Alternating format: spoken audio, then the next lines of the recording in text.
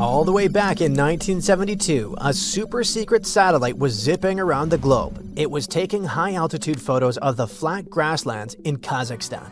They were probably looking for military secrets. Instead, they caught a couple of frames of massive geometric shapes stamped into the dirt. They had accidentally photographed a 36-century-old ghost town. Because those photos were secret, it took decades for researchers to finally access the coordinates and send modern drones to map the area. That's how they uncovered a 346-acre ancient settlement. But what raised eyebrows isn't how big it was. The cool part is the high-tech prehistoric factory run by nomads. The site is called Semiyarka, which means the city of 7 ravines. Scientists named it like that because it's located on a cliff overlooking a wide river valley. It dates back to roughly 1600 BCE. At that time, the Eurasian steppe was basically a 5,000-mile flat belt of grass. The people living there were the ultimate minimalist campers. In this part of the world, large-scale farming is hard. Not impossible, just incredibly hard. It's much easier to befriend cattle and move when they're running out of food. Basically, nomads relied completely on herds of sheep and horses to survive. But if you keep a massive herd in one spot, they will chew the grass down to the dirt eventually. That gave humans a simple choice: strap everything you own on an animal and follow fresh grass. Their food came straight from the animals as well. They lived on meat and fermented mare's milk, a sour, slightly alcoholic drink created by allowing horse milk to ferment in leather bags. But for some reason, builders in Semiyarka decided to stay. They settled on that cliff to build a heavy manufacturing plant right in the middle of the Bronze Age. It's when humans finally stopped hitting things with rocks and started melting metal. Bronze is not a single metal, it's a mix. The most useful kind was often copper mixed with tin, because that mix makes tools harder and helps them keep an edge. The timeline of technological progress around the world is almost random. While the residents of Semiyarka were firing up their metal ovens, the Egyptian pyramids had already been standing for 1,000 years. So what did the Semiyarka factory actually look like? We are way too early in the timeline for conveyor belts and brick chimneys. A Bronze Age metal shop was basically an outdoor dirt lot. It was noisy and covered in soot. It's fair to assume it smelled terrible. Charcoal smoke, burnt wood, melted metal. Probably not that different from a modern factory without AC. If we could take a walking tour, we would see scorched ground and broken clay everywhere. Workers kept all that loud work confined to the southeastern edge of town. They were highly organized. Archaeologists are certain this was a dedicated factory because they found 2 very specific things: crucibles and slag. A crucible is a heavy-duty clay cup specifically designed to survive sitting inside a 2,000-degree fire. Slag is the ugly, glassy garbage left behind after you pull the useful metal out of a rock. You cannot make slag by accident. It only forms when you intentionally melt metals. But what were they making here? Creating bronze was the ultimate survival upgrade for that time period. If you try to chop down a tree with a pure copper axe, the blade will bend like a cheap spoon. You'll have to stop, put the axe on a rock, and hammer it flat again. By adding a little bit of tin causes a chemical reaction that locks the metal atoms in place. The final product is incredibly hard. Many of the passing nomads drove massive wooden wagons, roughly the size of a modern mobile home. They had solid wood wheels and required teams of oxen to pull them. Maintaining those giant wagons required sturdy tools, making Semiyarka the ultimate highway pit stop. They were mixing around 12% tin into their copper.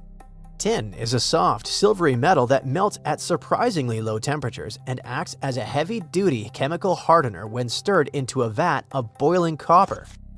In the ancient world, tin was incredibly hard to find. Copper is fairly common, but entire empires would panic if their tin supply chain broke down because you cannot make bronze without it. Semiyarka was sitting on a local gold mine.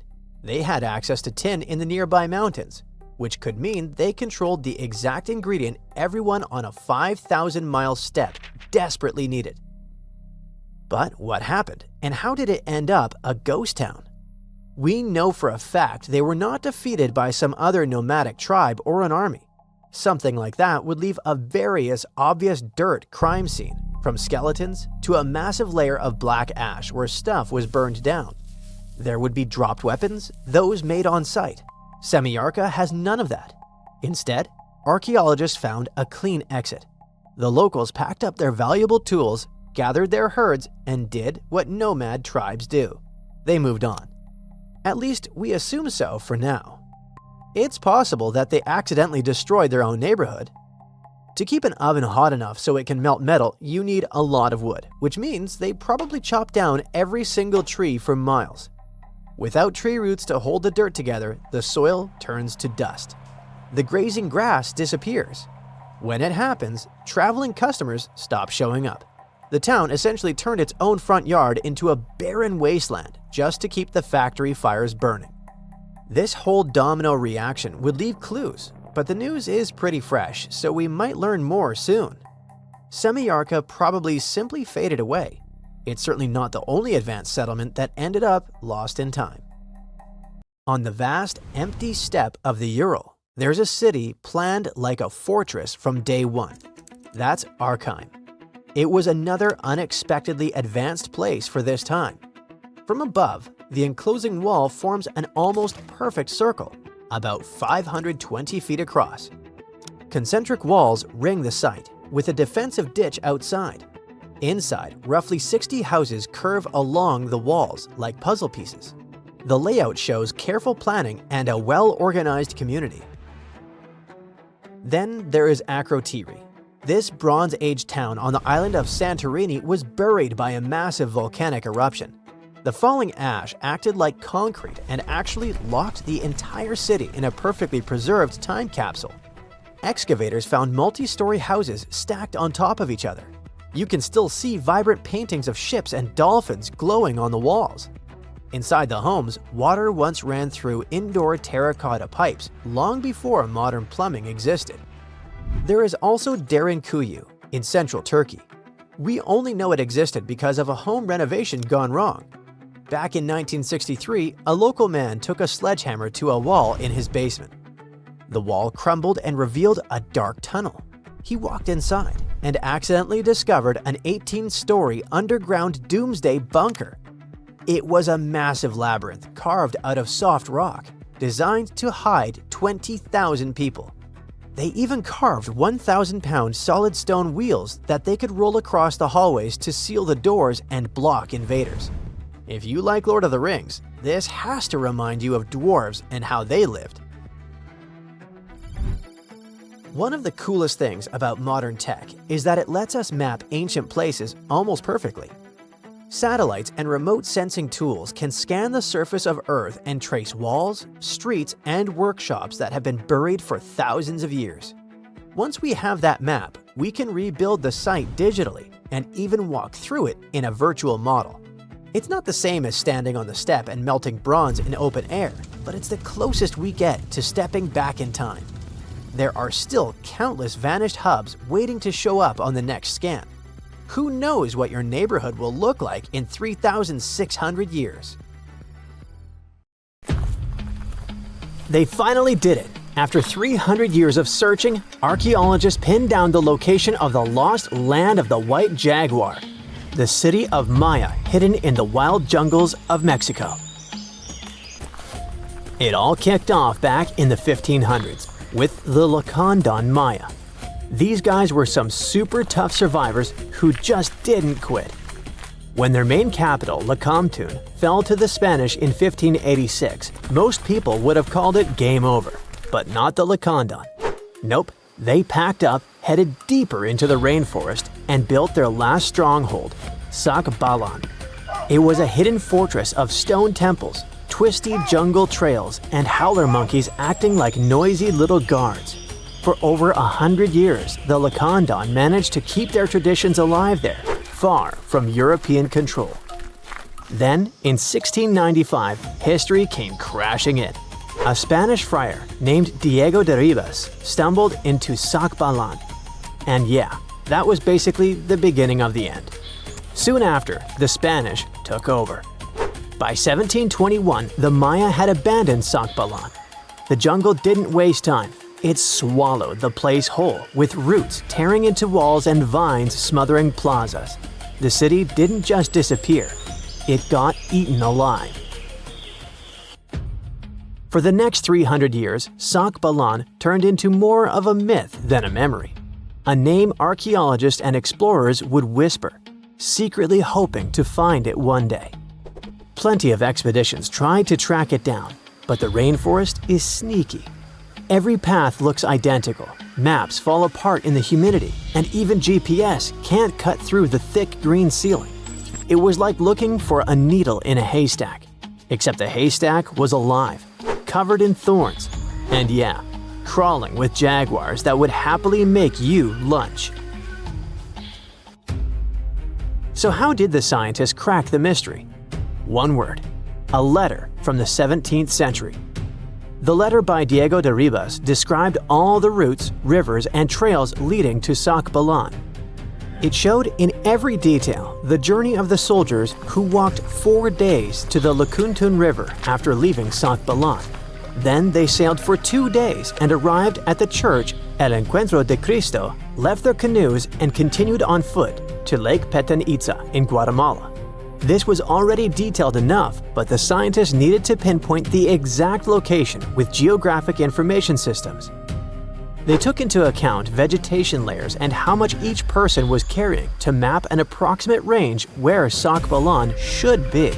They fed this information to GIS and calculated where the city should be. And bingo, it worked. Archaeologists traveled through the jungle and found stone temples rising like broken teeth from the earth. There were also some tools and ceramics, and a Spanish church right in the middle of the ruins. The discovery isn't just about cool ruins, it rewrites history. For decades, people assumed the Lacandons simply scattered after Lakamtun fell, but Sakbalan proves they regrouped, fought, and preserved their culture for over a century more. It's like discovering the final chapter of a book we thought ended too soon. There's also irony here.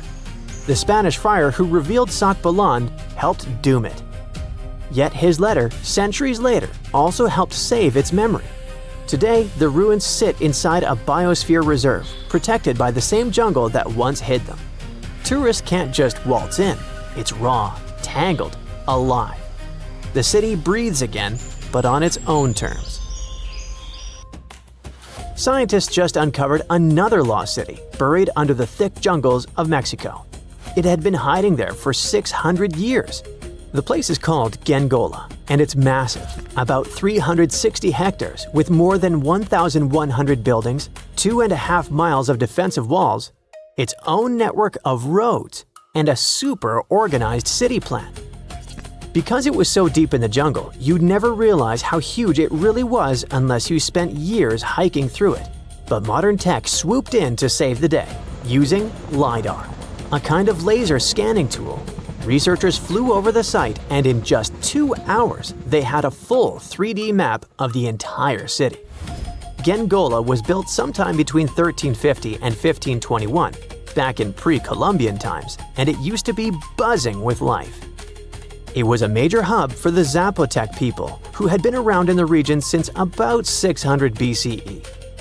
Families there lived in homes with big central patios surrounded by rooms, and as they got new members, they just add more rooms and stretch their houses out. They even used the mountains around them as natural walls and channeled mountain water for drainage. A lot of their buildings are still standing, which is wild considering how much time has passed. By the late 1400s, the Zapotec were real powerhouses along the Pacific coast. They even fought off the Aztecs, who were constantly trying to expand. At Guiengola, they survived a brutal 7-month siege.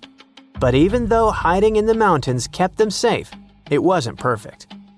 They didn't have enough fresh water or farmland to feed everyone. Just 12 miles away, the smaller city of Tehuantepec had what they needed. So the Zapotec moved there right before the Spanish arrived in 1521. What the scientists have seen so far is just scratching the surface. That LiDAR scan revealed more than 1,000 buildings, and archaeologists are planning years of research to figure it all out. Instead of digging everything up and risking damage, they'll use advanced scanning tech to keep studying the city safely. Alright, now let's hop across the world to Egypt, where archaeologists stumbled on a whole lost city called Imet, tucked away in the eastern Nile Delta. The place was buried under layers of mud, water, and time, hiding in a swamp that's been shifting and changing for thousands of years. Scientists first noticed it from way up high in faint little clusters of mud brick foundations in satellite images. The shapes looked shaky and ghost-like, but too neat to be natural. So they followed the patterns down on the ground, started digging, and the city started coming back to life. They found multi-story tower houses, basically mini skyscrapers of the ancient world. They had multiple floors, thick foundations, and could handle some serious weight. That kind of vertical living is super rare in Egypt, especially outside the Nile Delta. It showed that people in Imet weren't just spreading across the land, but stacking upward, which means the city was packed, carefully planned, and way more urban than anyone thought for that time.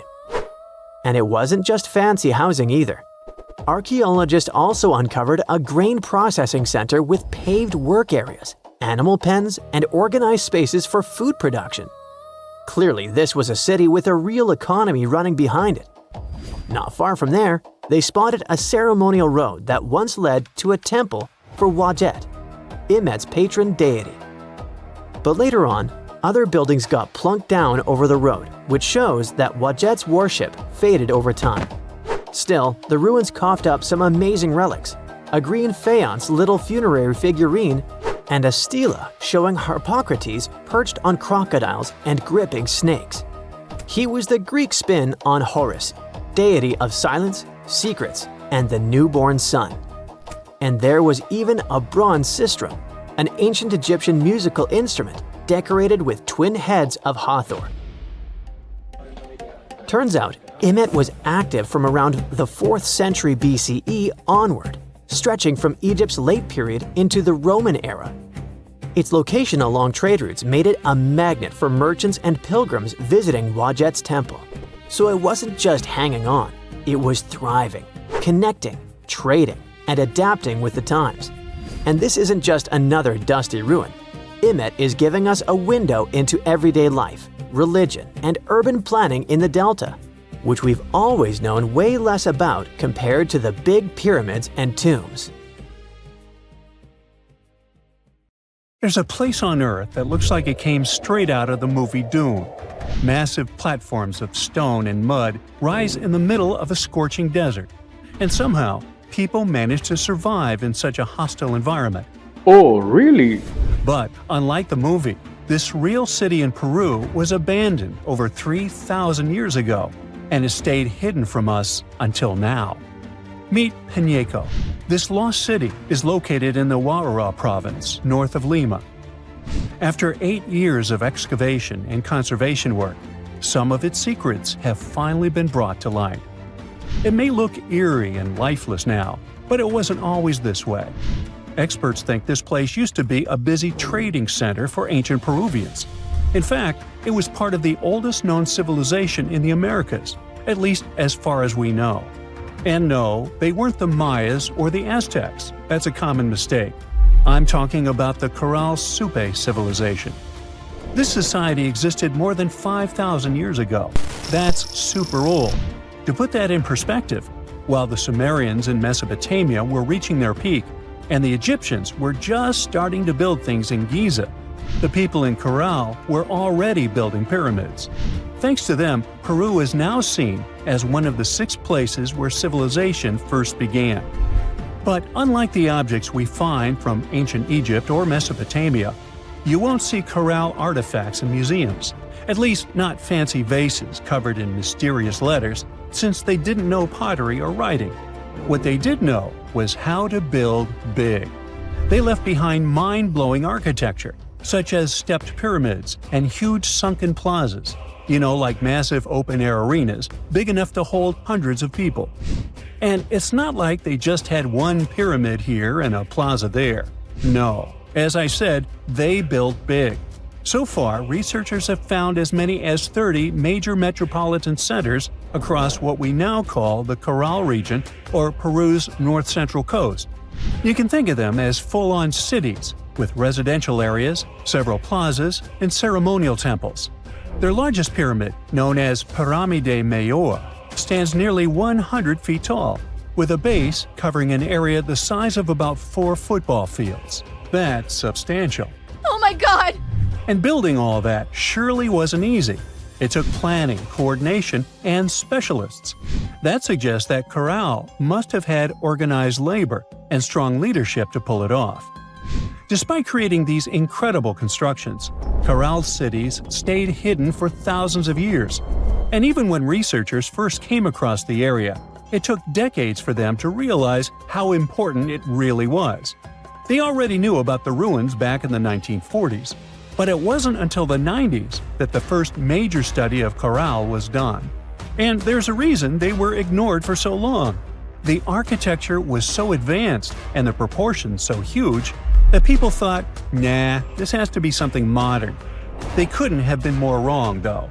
And in 2001, studies finally recognized that Caral was the oldest known civilization in the Americas. Archaeologists believe this society existed from around 3,000 to 1,800 years before the Common Era, and for 4,000 years they flourished in complete isolation. Chances are they never met another civilization at all. This may explain why they are considered such a peaceful society. Researchers haven't found any signs of conflict. No fortifications, no battle gear, no trace of fighting. Instead, they seem more focused on commerce and, well, pleasure. Looks like they love music. In one of the temples, for example, archaeologists found 32 flutes made from bird bones. I wonder what that sounded like. Anyway, the Caral lived along 3 rivers, the Fortaleza, the Patavilca, and the Supe. Just like the newly discovered city of Peñeco, this lost city was built on a natural terrace about 1,970 feet above sea level. And no, they didn't do that for the view, it was for security. Building higher up protected them from flooding, since the site sits parallel to the Supe River. Just recently, after 8 years of excavation, experts finally uncovered its beauty. Altogether, they found 18 structures, including temples, residential complexes, and a huge circular plaza. There are also ceremonial halls built on top of large step platforms, along with stairways, courtyards, and carefully designed walls. These structures serve both practical and symbolic purposes. I mean, this was their hotspot, the place where people came together for rituals. Inside one of the structures, researchers uncovered remarkable finds, like sculptures molded in raw clay that portray human figures, animals, and ceremonial objects. They also dug up stone tools, such as grinders, crushers, and hammers. And remember I said they like music, right? Well, the team also found patutus there. That's like an old-school trumpet made of giant shells brought from the Pacific Ocean. Now, if you look at the map, one thing stands out. Peñeco is farther inland than other Caral cities we've discovered. And that's important. The city's location was completely strategic. And that's why it earned the nickname City of Social Integration. There's this theory that says Peñeco played a key role in trading hematite, a mineral used since ancient times to make red pigment. Back then, this was fancy stuff. Peñeco likely served as a hub linking the coastal and highland villages of Supe and Huaura. Maybe they traded hematite for fish and shellfish from the coastal villagers. But now comes the big question. What happened to the people who lived there? Why was Peñeco completely abandoned after thousands of years? Well, that still remains a mystery. There are different theories about why the Caral Supe civilization disappeared and why their most important cities were left abandoned. One of them is the maritime hypothesis. It suggests that societies first developed along the coast, relying heavily on fishing, and only later moved inland. So, in that view, cities were abandoned as people shifted away from them. But that doesn't fit Piñeco, right? I mean, it's way too far inland to count as a seaside city. So it's hard to say what really happened. If you look at their main city, archaeologists haven't found any solid evidence of one big disaster. No massive earthquake, no huge flood, nothing like that. And the same goes with Piñeco. There's just no sign of a single event that suddenly wiped them out. The likely explanation is a shift in climate. A change in the weather could have caused long droughts that affected local farming.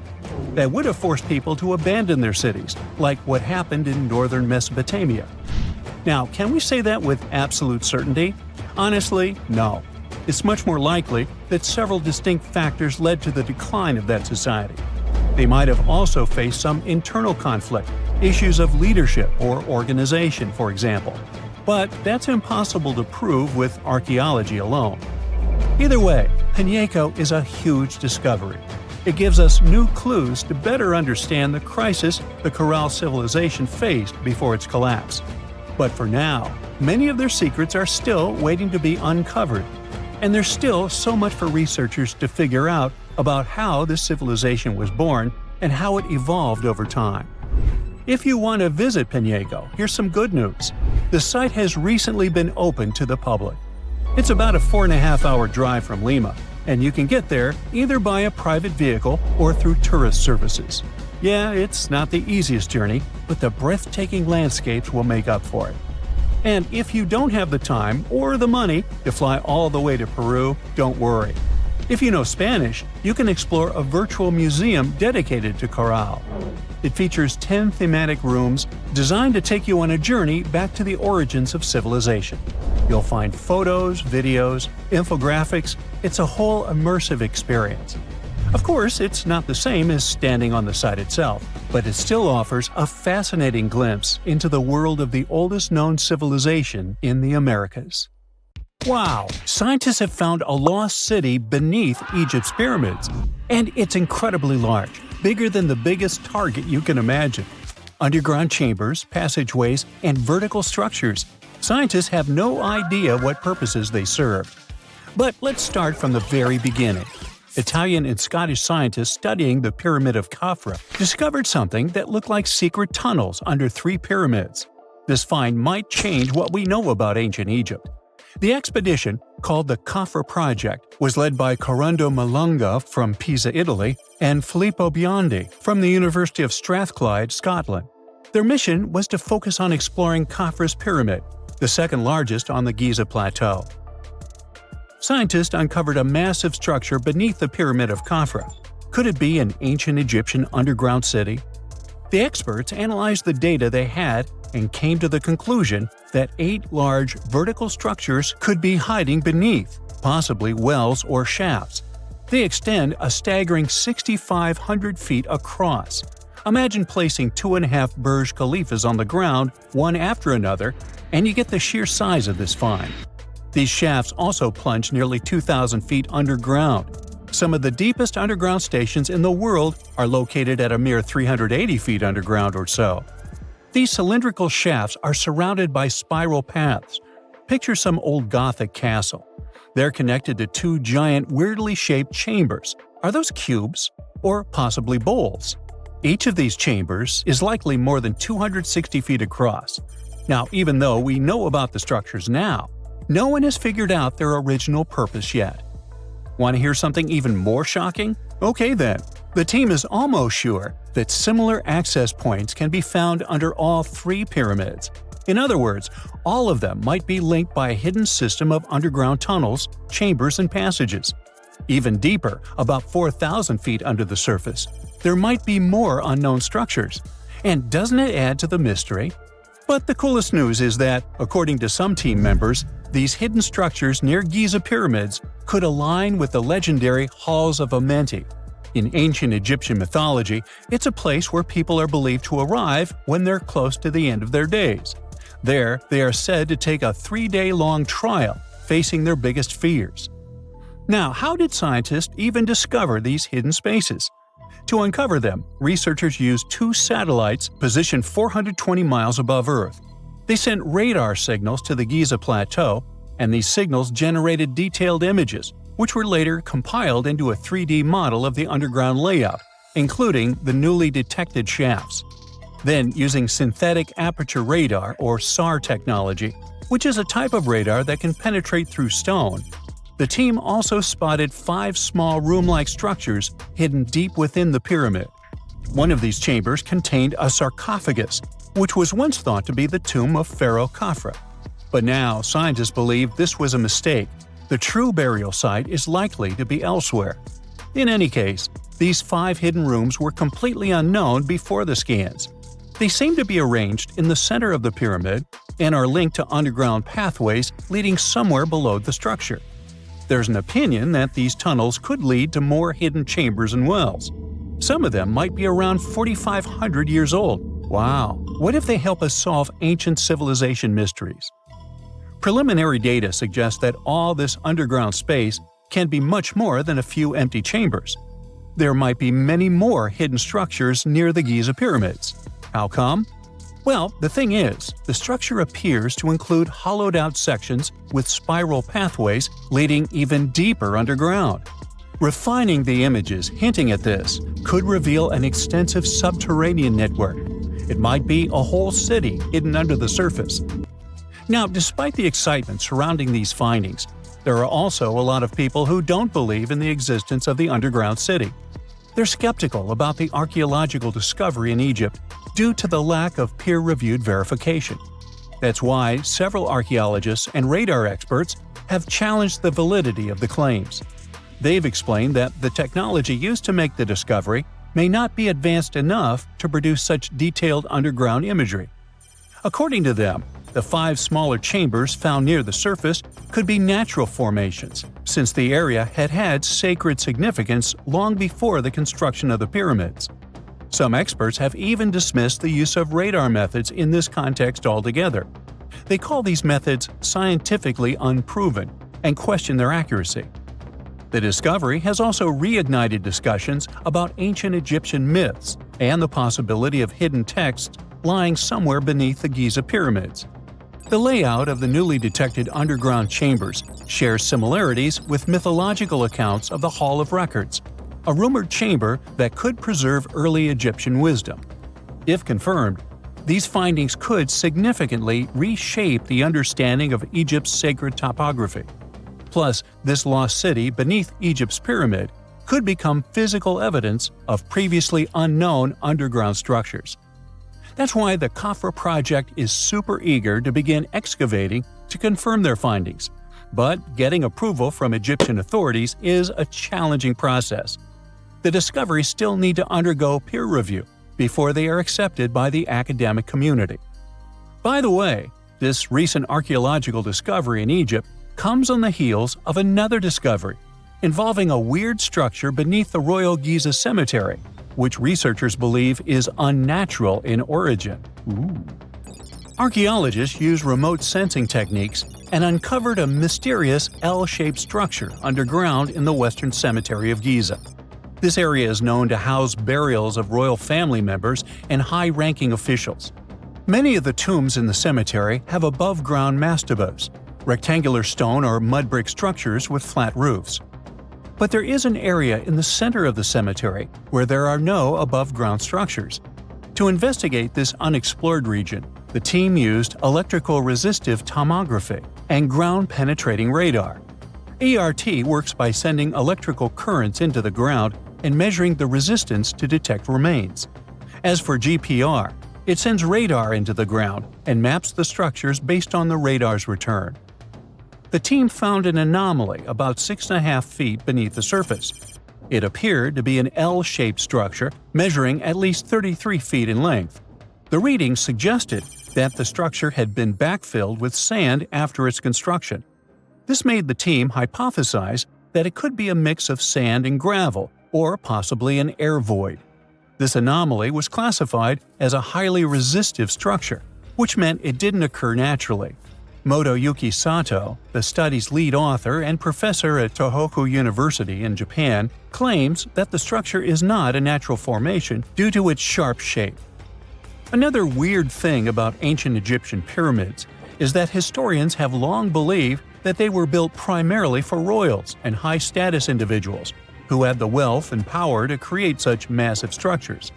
However, new research from the archaeological site of Tombos in modern-day Sudan challenges this assumption.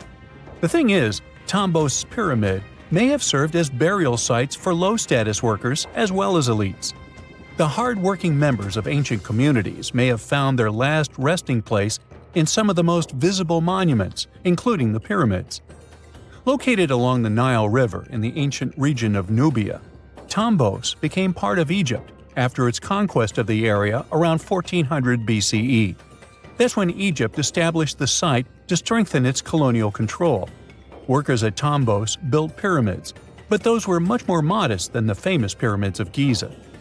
The research team reanalyzed 110 human skeletons from Tombos, originally studied in 2012.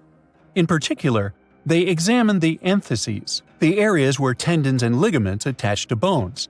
Such an analysis can give us insights into the amount of physical labor a person performed. When someone does hard labor, their bones often develop distinct crests and ridges at these attachment points due to the stress on the tendons and ligaments.